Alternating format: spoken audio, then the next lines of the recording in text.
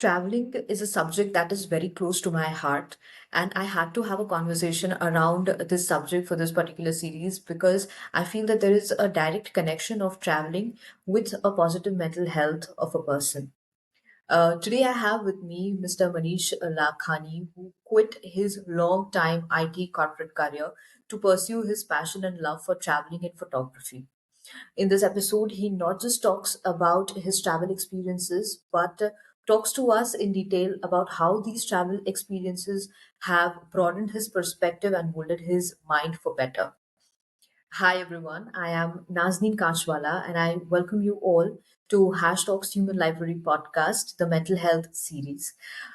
Please show your love and support for this initiative by subscribing to our channel and sharing this episode with all those you think might find it useful.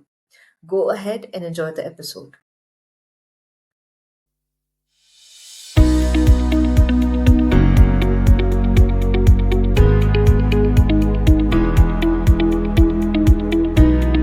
Hi, Manish sir. Thanks a lot for joining this initiative, and it's a pleasure to have you for this episode. Thank you so much for the invite. And let's see how it goes. Yeah. So today, while in the morning, when we were just texting each other about the logistics of this podcast, you happened to tell me that today is a landmark day in your journey because you quit your corporate life, I think 11 years back in 2013, and took to traveling across India on your bicycle. So why would someone do like that, and what happened that initiated this bug in you? I don't know how it happened, but I'm still looking for the person, who inspired me to travel like that. And I'm still cursing him because in a positive way, not in a negative way, because of that person, I'm still traveling around and seeing different places in a different way, experience culture and everything.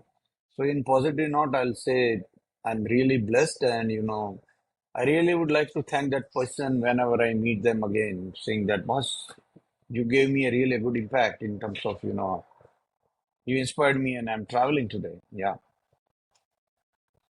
Yeah, but so usually what happens is everybody that I know, or most of the people I know, would want to do something different from their job.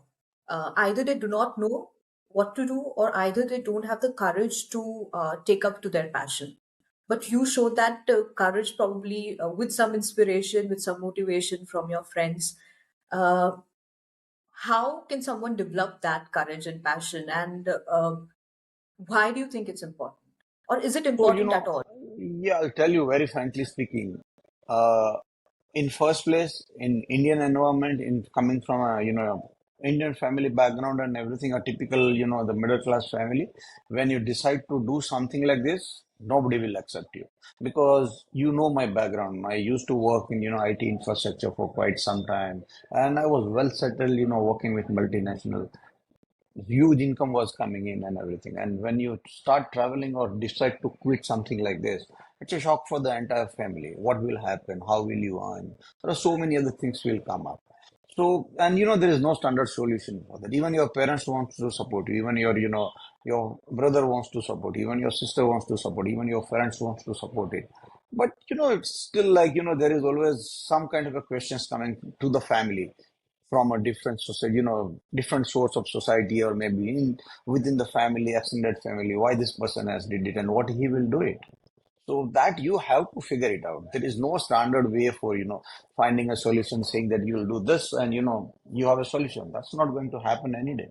So one has to fight that battle their own and they have to figure it out. So for me, it was like, I worked in corporate when I decided to do that. It was almost 15 years. And during corporate also, I used to travel a lot. Like I used to travel like almost 4 days in a week.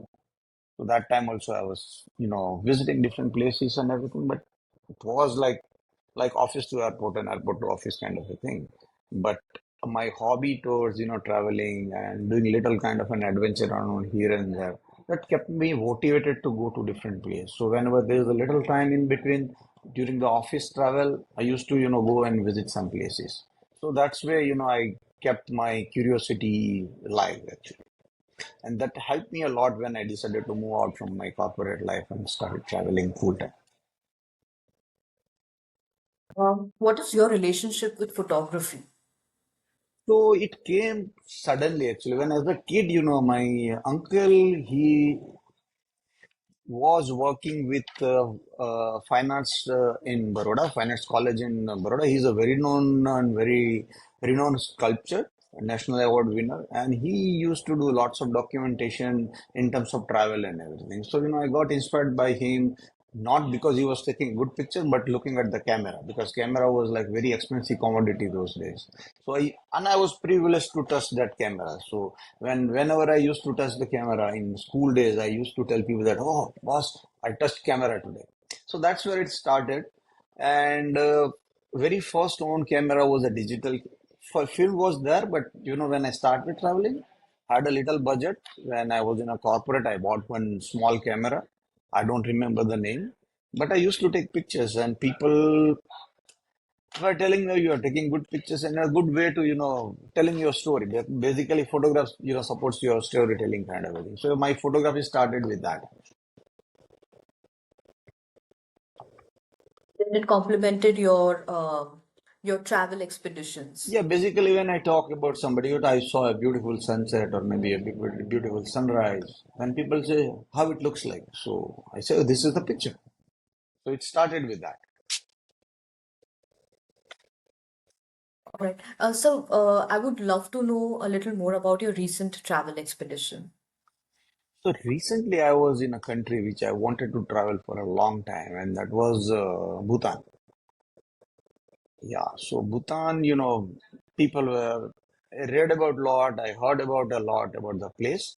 So that was my recent travel, which I think I was there in last month.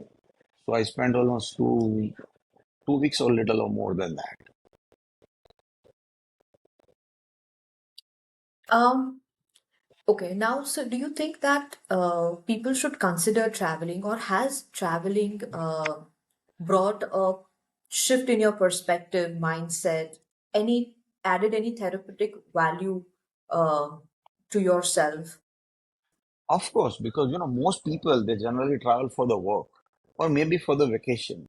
I don't think so. That's travel is a travel actually. One should travel like very free kind of a thing without planning anything to know things around how it works, what kind of a challenges they are going to get during a travel. And I think that's why you start learning how to overcome with the challenges when something comes suddenly. That not only helps you in terms of finding solutions during the regular life, but it can help you in your work life also, in family life also. That really helps a lot. So one should travel, and it's not like that you have to find some expensive or maybe very exotic location to go around and travel. Just take go to the bus station, take a local bus, go to some place and come back in evening. That could be a nice travel. Yeah. But so different people have different personalities, and different kind of traveling would suit them, right? So maybe for people like you, or even someone for me, like me, would want to pick up like a spontaneous travel. But this is also the way we have evolved. Uh, like I have evolved this way. Maybe other someone else who has not who doesn't have that kind of personality would probably want to opt to travel the way he or she wants, right? Like, do you agree with it? Like, how can traveling of any kind add a therapeutic value? So it can be anything. Like you are not traveling only to see the place around, right? It could be anything. It could be any purpose. It could be any reason one wants to travel. Somebody wants to travel for the food. Somebody wants to travel for, to look for the culture. Somebody wants to enjoy the festival. Somebody wants to enjoy the landscape. Somebody wants to enjoy the wildlife. And somebody just don't want to do anything but will just go and sit there, right? To experience the wild. So, travel can help to find whatever, you're looking for, the place or whatever, hobby or whatever activities you are looking for. So definitely, you have to travel. Like you say, you want to see movie, right? For an example, you have to travel. These days, movies and those things are available, just on the laptop or maybe on the screen. But just think 10 years back, it was not there. So you used to travel at least to the cinema, uh, cinema hall, or maybe you are multiplex. That's experience is also a travel experience. That's what I call it. It's not always a long distance. You might be walking, you might be taking bicycle, you might be taking motorbike, but you travel from one place to other place, right? And it can give you the 10 minutes of travel or 15 minutes of travel from your place to a cinema hall, can give you any kind of experience. Um, Now, so there's something called the monotony of life. Whenever someone's probably in a corporate or running a business, or maybe involved into the day-to-day activities of nurturing the family, the life after some point becomes monotonous. And to break this monotony, people tend to travel, go on vacations, or just for Yeah. experiential purposes, right? But for someone like you who is always traveling, doesn't traveling become monotonous to you? And then what do you do to take a break from traveling? Or do you ever take a break from traveling? Of course, anybody, like when you talk about monotony, it's going to happen. So whenever I am at home, I'm having my vacation time. I can say that, but definitely when you have a urge to see something new, you want to experience something. I don't think so. It become like some tiresome activity. You love to experience something, right? So you definitely keep going around here and there. So it's not like that, travel, because nobody is living with n numbers of source of income. So you have to do some kind of an activities. So definitely you have to find some balance around here and there, where you are doing your financial activities, you are traveling, you do something like that. So there is always a space for improvement or taking a break kind of a thing. You also have a family, right? So you want to meet some family members, you want to see your parents, you want to see your brothers, you want to be a part of some family event. So there is always opportunities to take break in between. So it's not like that traveling means you keep traveling and you get, tired at the end of the day. So any activity, if you keep doing tirelessly, this is what we say, but there is always, some limit to it. What is a good travel experience according to you? Travel itself is an experience. Am I right? Why you Yeah. travel? You travel to experience something, correct? And travel is generally like, it's completely unpredictable things can happen. And if something is like very predictable, then there is absolutely no fun. Something is unpredictable, then that helps, the element of surprise basically. That helps you and that motivates you to travel. If I know everything is going to happen on time, this is, like you say, you are getting a breakfast this morning, 8 o'clock, because it's there on the table at home, or maybe you are, staying in some hotel. But when you travel, try to see that, those things are not there. You go and search for the breakfast, you go and search for, some food, go and search for the location. That's uncertainty makes your life more valuable than, certain things. So travel gives you that opportunity to, have uncertainty in your life. Okay.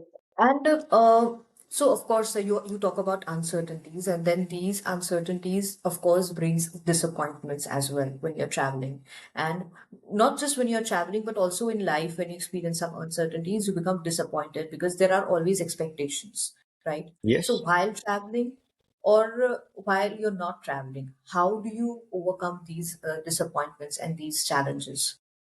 Disappointments are there. Everybody will, go through that period, or maybe, they have incidences or events where you feel that it's not happening the way you wanted. But, if you accept it, then I don't think so, that's a disappointment. You just enjoy that moment. Like, for an example, as a photographer, if I go for shooting for, say, as a beautiful, somebody told me, this place is a beautiful sunset place. You should go and take photos. That person might be showing me some photos also, right? If I go there, there is like overcast day, there is no sun, it's raining, and there is no beautiful sunset. So definitely as a photographer, I might get disappointed. But as a traveler, I will not get disappointed because I'm experiencing something else than what people generally, generally experience it. Because, if you are at a place where people are talking about beautiful sunset and sunrise every day, but when I go there, if it's raining with clouds around here and there, so I feel myself very lucky to experience that, which is completely different than, most people are experiencing that. If you take that thing, then as a positive, definitely there are no disappointments. One has to enjoy the situation. Yeah, and why do you think that these experiences are important, and why do these experiences make you feel lucky? What does it do to your mind? So it's very simple. Like, everybody's, as I say, like when you see a sunrise, everybody is looking at beautiful sunrise or sunset at one location. And you go and feel your beautiful sunset, but your sunrise, then, out of 100 people, 90 people are saying the same thing. If there is a cloudy, there is no good colors, but it's very dramatic clouds are there. So you are only among those 10% where you are lucky to see which is different. It's not all about looking at beautiful, colorful sunset, but something else is also there. That's another natural element which is giving you a surprise, and you must enjoy it. And that, as a photographer, it happens to multiple times. So I'll give you an example. I was there once in Indonesia. I was shooting Mount Bromo. That night it was raining. So I reached there around 1 o'clock, midnight, because we wanted to have a beautiful sunset. And typical when you see that kind of night or previous evening, the next day morning is the entire valley is like, it's flooding with the clouds. So the Mount Bromo is a volcano in Indonesia. So you generally see a volcano up and the entire valley is full of clouds. That day, surprisingly, there was absolutely no clouds. Then people, even I was disappointed, saying, "Oh, there is no cloud. What am I supposed to do now?" When I came back with those pictures, a friend of mine just told me, "You are so lucky." I said, "What happened?" I said, "No, did not see a cloud." He said, "You are the lucky because most people see only clouds. They don't see rest of other things." So that's, opened my eyes, saying that was not only one aspect. There's a different aspect of the life. It might be challenging, but it's a different experience, right? So I have the pictures of those places where, it's completely different than what other people have it. So, that's like a positive impact. Initially, you might feel that it's not good, but yeah, it's good actually. It's completely different. Mm. So besides taking solo travels, I also know that you take travel a lot with the groups and different teams, and I'm sure it must have evolved you as a team player. Would you want to say something about it? Yeah, because you have to be, I said earlier, like, you have to find some balance between either you have to be super rich or you have to be like, you have to find a middle ground somewhere you also can, fulfill your financial need. So I also do lots of solo travel alone. Also, I'll go myself, or maybe I go with the friends and everything. But at the same time, I, take like-minded people with me on a trip where they wanted to learn photograph, or maybe they wanted to learn, how to travel kind of a thing on some kind of, expeditions where we go for, maybe a climbing or go for a hiking or maybe some kind of a trekking. So yeah, I do take people along with me. So we learn lot many things from each other. If you are traveling with open-minded. So people, everybody individual as an individual, you are different. So well, whether I say you are like-minded, I am like-minded, with couple of other people, that's not true. Everyone has a different habit, right? So you sometimes you learn a lot in terms of saying, "What's this guy is doing this way?" It's easy way to do it.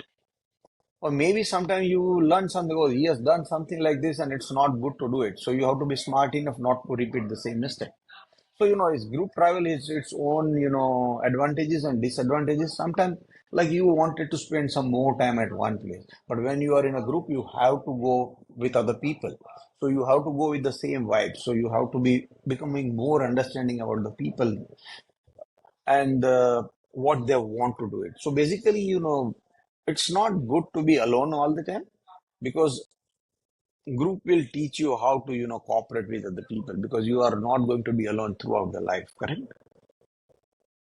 So you are always with your friends or maybe with unknown people, maybe with the family. So that helps a lot in terms of, balancing out things.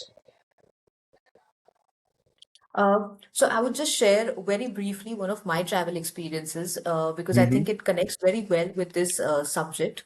It was my first travel that I took with an unknown group. So I was traveling completely solo from Baroda, but I had to reach Delhi and meet a group there. And then from there, we were supposed to travel towards Manali. And it was a little far from remote place from Manali. And on the first day of the trek, I slipped on the ice layer and I Hmm. injured my arm very badly, very badly. And it was not, I was not able to move my arm and I was not able to eat, drink, not, I couldn't take any shower. It was very badly injured. And I was in the middle of complete strangers and people I had just met few hours back. And there were some really, really helpful people, girls, who volunteered not just to do my work, to wash my dishes, but there were people who were feeding me with their hands. And that brought to me a very, very different perspective towards strangers and towards life. And I think that is something I love about trekking, especially, and traveling in group and traveling out of comfort. Yeah. So basically, that's like when you are out of comfort, you find ways to make your things comfortable, right? And that's the learning actually.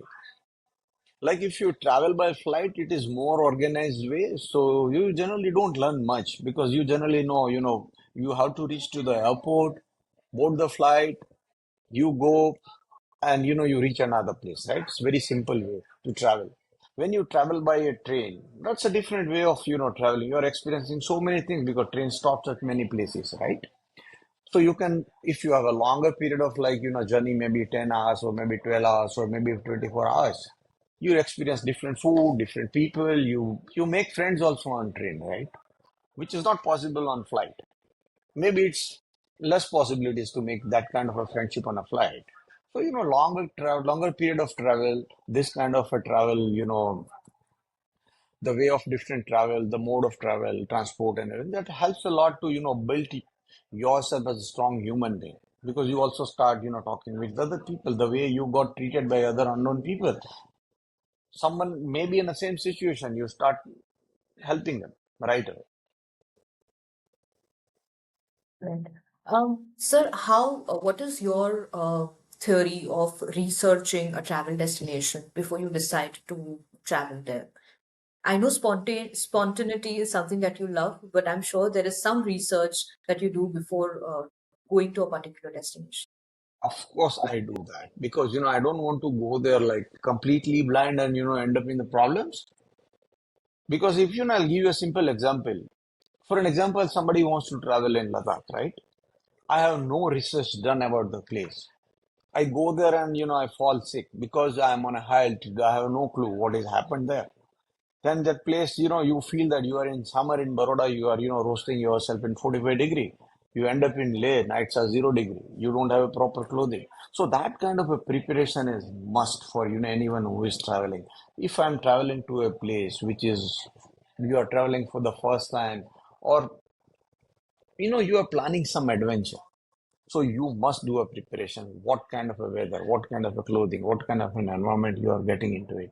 So that will help you to overcome with, some sudden problems or something like that. So otherwise, if you go there completely unprepared and you curse yourself, you may not enjoy your travel. So I definitely believe in, that kind of a preparation. So whenever I travel, wherever I travel, I definitely make sure, I have all the information in terms of weather and everything.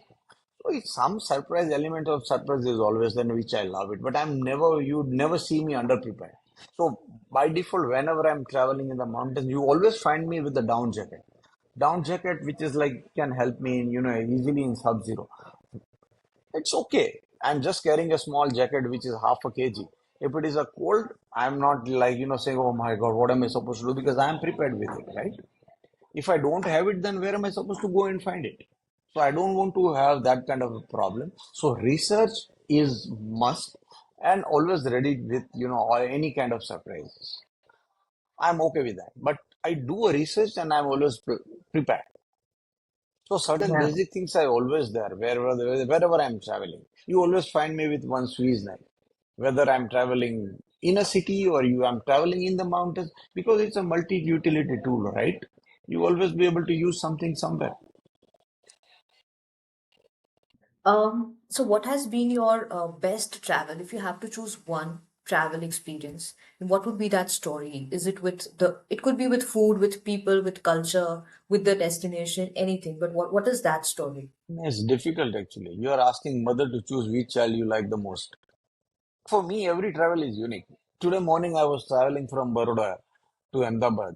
So I was traveling by bus. That is also unique. Like the next time when I travel in the same way, nothing is same. Even bus is not same. The driver is not same. The road is not same. Weather is not same. So it's very difficult for me to choose one travel saying this was the best one, this was the worst kind of a thing.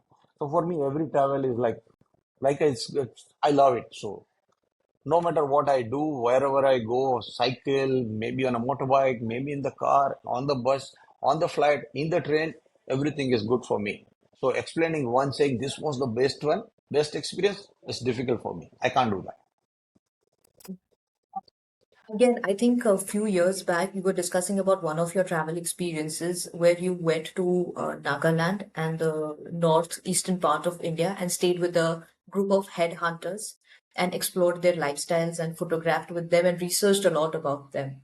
I think that was very interesting and very exciting to me, particularly. Would you want to talk a little about that? So definitely, those things are completely different. But similar thing, if not only the headhunters of Nagaland, but if recently I was like last year, I stayed 4 months in Kyrgyzstan. So, so I was staying with Normans, traveling around in the mountains. That's completely a different experience, correct? So I can't say that this was an experience, this was the best experience or this one is a worst experience. Experience is experience, right? Every experience will teach you something. It always try to make, if you learn something, you always, walk a little bit or maybe a step towards being a better human being. So I don't think so. Only one experience can make me a better human being. It's a series of experience in your life that makes you a better human being if you learn something out of it. So one experience, if I'll tell you, then I'm not doing justice to other experiences. Uh, Okay, I think I know the answer, but still I would go ahead and ask you. What is the do you think that this traveling, the love for traveling has initiated a spiritual side in you? And is spirituality important? What is spirituality to you?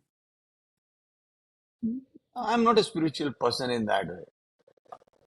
Generally, I love travel and I want to be honest to myself. If I'm not honest to someone else, it's fine. But I want to be honest to myself because what I think only I know. No other person can, even get a clue out of it, right? So if I don't be honest to myself, if I'm not honest about my own travel, I don't think so I'm honest to anyone else. So spiritual things is a different. Like people keep asking me, "Oh, you travel to Himalayas for so many years. You go to remote places. Do you have that kind of an experience? Do you meet some some person who is like the way it described in different scriptures and everything?" I said, "No, I never had that kind of an experience." Then people get disappointment because people wants to hear that. "Yeah, I met somebody who gave me this kind of a gyan and this and that." It's not the nature itself. Mother Nature gives you all kind of a knowledge if you want to accept it, or if you want to learn from it. So it's very simple. I think travel makes, and travel gives you all kind of things if you really want to absorb and learn from it. So I don't have that kind of, experiences where I can say, "Oh, boss, somebody has, opened up my mind and that was very spiritual kind of a thing." Never happened to me. Yeah, but I think the journey itself, okay, we cannot call it like spirituality in the conventional terms, the way it is looked upon. Yes, maybe. Yeah, but I eventually think, it's a you journey. can't explain those things in word. People might be using big words and buzzwords and everything to explain it. I don't have any words to explain those things. So I keep it say, that's my way of learning things and my way of, getting enlightened. I'm having it and I'm having fun with it. I may not say that, I got peace and everything. Yes, I'm finding, myself calm when I travel in that way. I can be a calm even traveling in, bustling cities also. I'm fine with it. So, what is the role of friends, family, relatives, children in supporting a person to pursue his or her passion? And how important is it for one's mental health? Oh, definitely, when it's it's families, I call it's not like you cannot put them, friends out of the family. They are also extended part of your family, right? Even a stranger who is helping you in your travel in whatever way, that's also part of your family. Eventually, a stranger, but then that person will become your friend or as a part of family. So basically, dividing them in a different way, saying that your kids and your family and friends, I'll put everybody in family.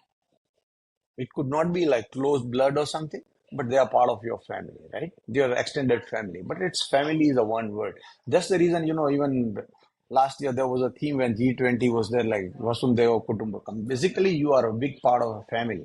Maybe your family is small or maybe a big family. But definitely everyone plays very important role. Somebody is talking negative about you when you travel or you decide to travel the way I decide, right? That person motivates me to do that thing more actually. So negative way also somebody is giving you impact to do what you want to do. So every person plays an important role. A negative person, some people they are positive, they'll support. Some are neutral, they don't talk about anything. They are just okay, whatever you are doing, because they think whatever you are doing is not impacting their life, so they are happy with it.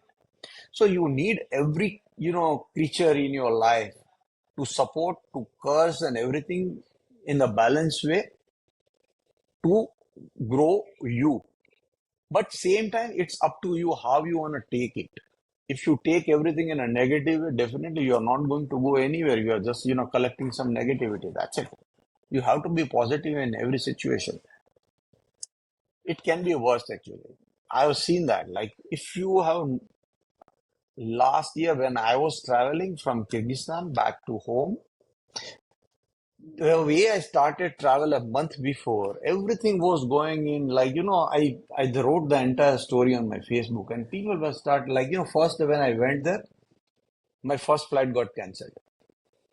The second flight I took it after 3 days, that flight delayed for 4 hours. Because of that, I missed my connection flight. So 3 hours distance by road, it took me 24 hours to reach because I was in a different country. So I reached almost like after 48 hours.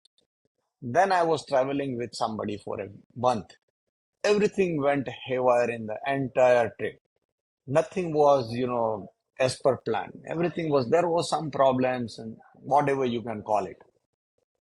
Once I was coming back home, same thing happened. Flight got delayed. My luggage was not there. Luggage, when I came in Delhi, my luggage was not there with me. So I was waiting. I know nothing can happen. I was just enjoying that situation. I wrote the entire incident, what was happening. People thought I am unhappy.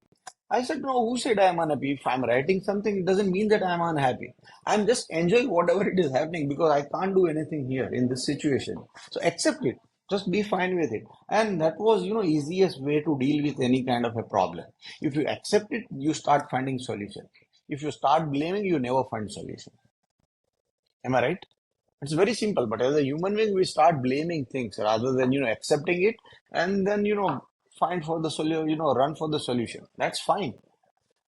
Don't try to blame somebody. And just accept it, whatever it is happening, and it's very easy. Your brain, your is calm down. Your mind is really at peace, and you start finding solutions easily. That's what I Well, is learned there? from travel. Yeah, yeah, yeah. Of course, sir. Of course. And I think if you think it extrapolating your travel experiences and whatever you have said, I think it very well fixes into the frame of life of anybody's. That is what life eventually is about, right? Correct. The flight experience, what I heard, it can happen to you in, say, not in a flight, maybe in the bus. It can happen in a train. It can happen in a family. Anything can happen, right? And you know that. I love one thing about Buddhism is there was a say, if you have a solution, you are not supposed to worry about it. And if there is no solution, what are you going to get after worry?